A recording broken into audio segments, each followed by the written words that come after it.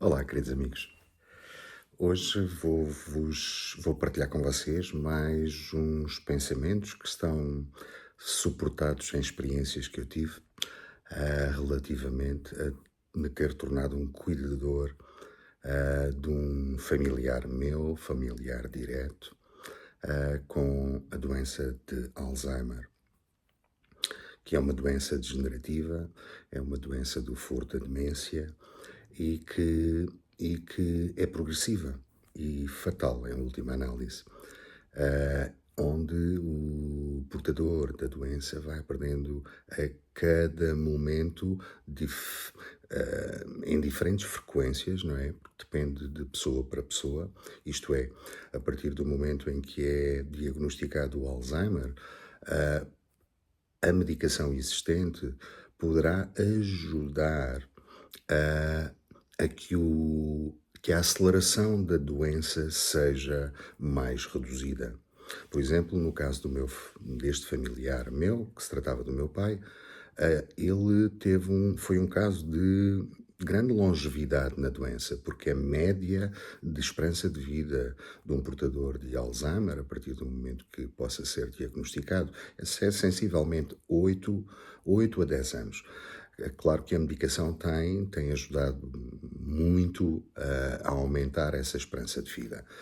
Aqui, o que é importante salientar é que, a partir de um determinado momento, a medicação, que tem um efeito redutor da aceleração, este exemplo, se porventura é diagnosticado o Alzheimer e o paciente já perdeu, imaginemos, 20% da sua capacidade cognitiva, em termos de memória, em termos de diálogo, em termos de conversa, não é? Em termos de capacidade de reconhecer e estabelecer conversas normais, onde ele consiga comunicar efetivamente. A medicação pode ajudar, e normalmente ajuda, a que a aceleração da doença seja diminuta. Isto é, ela vai avançando sempre num sentido de redução dessas capacidades, mas com uma frequência relativamente não muito acelerada. Quer isto dizer que, a partir de um determinado momento, ela vai ser, se está numa linha que vai perdendo, imaginemos, 4, 5, 6 a 10% por ano dessas capacidades, vai chegar a um momento onde vai ser assim, vai ser abrupto a queda. Isso aconteceu comigo, não é? E uma das coisas que eu queria partilhar convosco é que o portador de doença de Alzheimer perde as suas faculdades cognitivas, perde as suas capacidades de comunicação, perde as suas capacidades até de desempenhar as funções mais básicas, mas essa é a natureza da mente e física, não é? Onde a própria mente deixa de ser capaz de controlar determinados atos físicos naturais. Mas há algo que nunca desaparece. E aquilo que desaparece é a dimensão espiritual do indivíduo. E uma das coisas que eu descobri que ajuda a comunicar, a estabelecer melhores formas de comunicação e tornar algo que é extremamente complexo e por vezes difícil, porque para os cuidadores às vezes acaba por ser tão penoso e tão desgastante que eles próprios podem entrar em colapso. Este é um outro aspecto da doença. Mas uma das formas de prevenir essa parte é exatamente tentar estabelecer uma nova forma de relação. E essa relação é através do espírito, porque o espírito não perde a sua faculdade. E então, o que é essa parte espiritual? Essa parte espiritual é a capacidade que se desenvolve, porque a natureza é magnífica. Quando nós perdemos uma coisa, ganhamos outra. Não sabemos o que é, não é? E ficamos sempre a olhar para aquilo que perdemos. Mas se nós tivermos a capacidade de descobrir que podemos tocar o coração do outro e deixar que o outro nos toque o coração, estabelece uma nova forma de comunicação. Esta é a comunicação espiritual.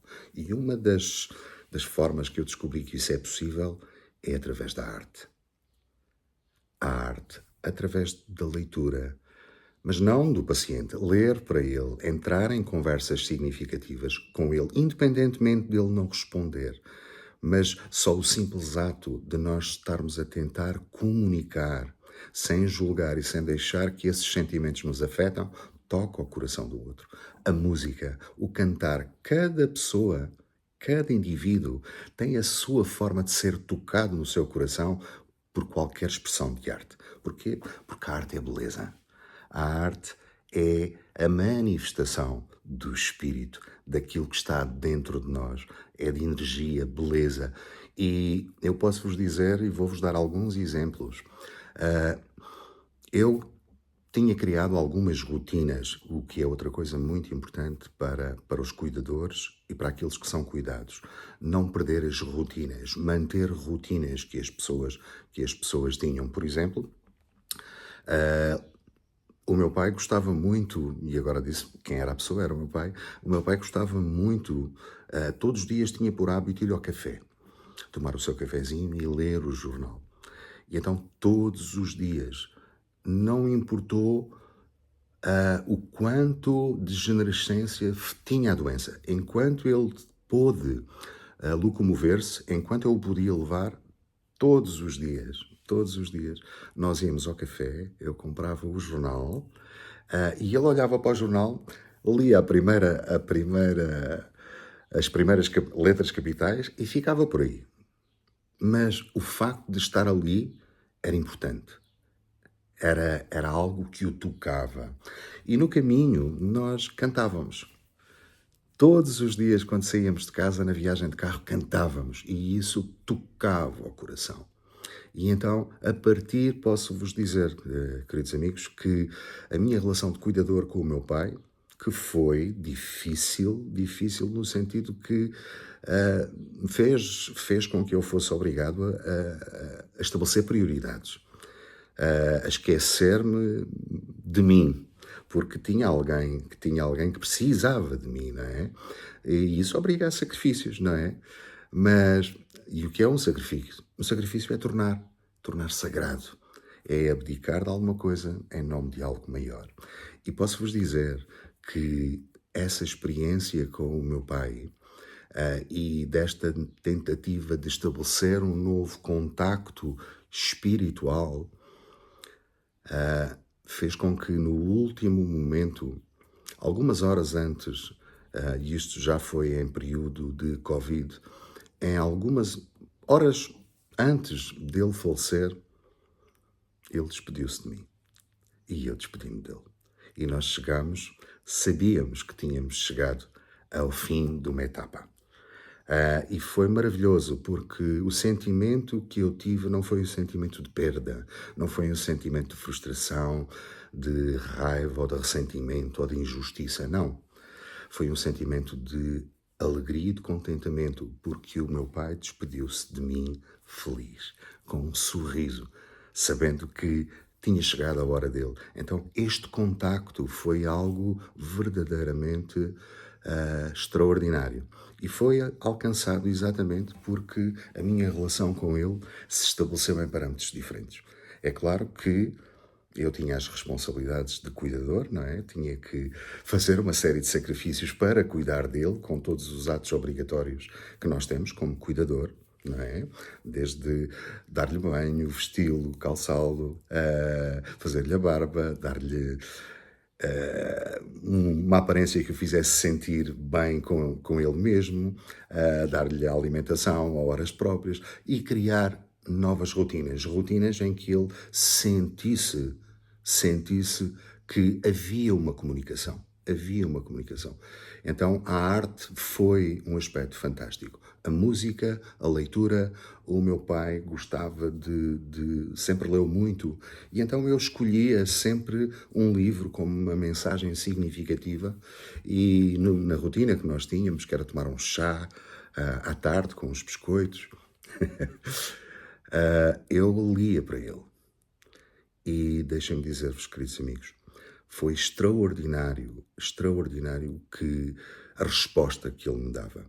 Porque durante 30, entre 30 a um minuto, talvez um minuto seja exagerado, mas após as leituras eu fazia-lhe algumas perguntas e ficava estupefacto com as respostas dele, porque parecia que ele tinha recuperado esse processo cognitivo de novo e as respostas eram respostas bem estruturadas, bem elaboradas, curtas, mas de que a pessoa tinha entendido, tinha recuperado. Parecia que a doença tinha ficado por trás das costas e a pessoa estava num entendimento de novo ativo.